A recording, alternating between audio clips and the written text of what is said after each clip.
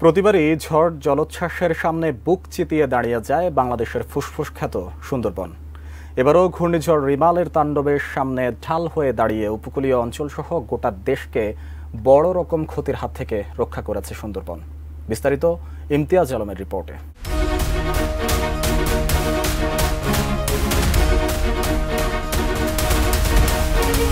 তাণ্ডব চালিয়ে এখন অনেকটাই দুর্বল হয়ে পড়েছে ঘূর্ণিঝড় রিমাল। তবে উপকূল পার হওয়ার সময় ১১১ কিলোমিটার বাতাসের গতিবেগ নিয়ে পূর্ণ শক্তিতে আঘাত হানে ঘূর্ণিটি।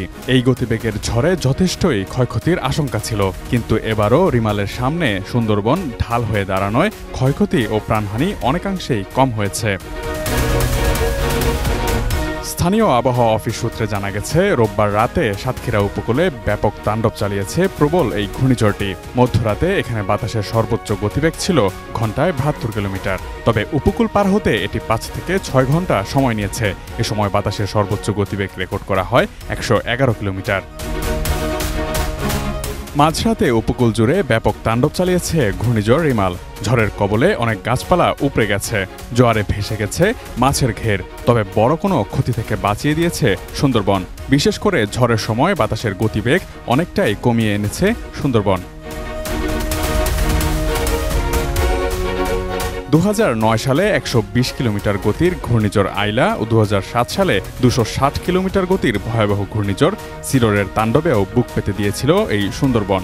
সাতক্ষীরা আবহাওয়া অফিসের ভারপ্রাপ্ত কর্মকর্তা জুলফিকার আলী জানান, ঘূর্ণিঝড়টি এরই মধ্যে সাতক্ষীরা জেলা অতিক্রম করেছে। জেলায় এখন পর্যন্ত ৬৬ মিলিমিটার পর্যন্ত বৃষ্টিপাত রেকর্ড করা হয়েছে। ২৭ মে সোমবার আবহাওয়া অধিদপ্তরের পরিচালক মোহাম্মদ আজিজুর রহমান বলেন, প্রবল ঘূর্ণিঝড় রেমালের ব্যাসার্ধ ২০০ কিলোমিটার, মানে খেপুপাড়ার কাছ দিয়ে রেমাল পার হওয়ার সময় বামে ২০০ কিলোমিটারের মধ্যে সুন্দরবনের বিস্তীর্ণ এলাকা পাচ্ছে, আর ডানে ২০০ কিলোমিটারের মধ্যে পাচ্ছে বরিশাল ও পটুয়াখালী জেলা।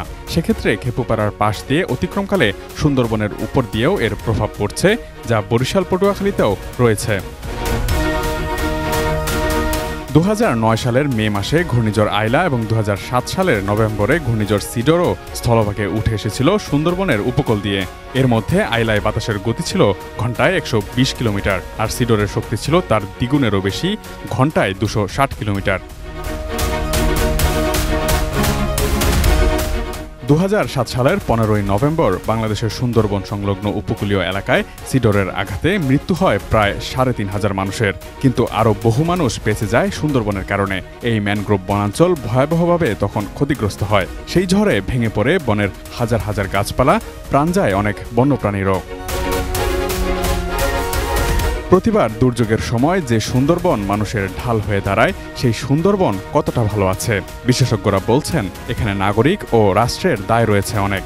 সুন্দরবনের ভেতরে অবকাঠামো নির্মাণের কারণে অনেক জায়গায় প্রকৃতির স্বাভাবিক গতি বাধাপ্রাপ্ত হচ্ছে। সুন্দরবনের অবৈধ বৃক্ষনিধন বন্ধ করে উপকূলীয় এলাকায় আরও বেশি করে বৃক্ষরোপণের প্রতিও জোর দিতে পরামর্শ দিয়েছেন তারা। Imtiaz Alam, news desk, ATN news.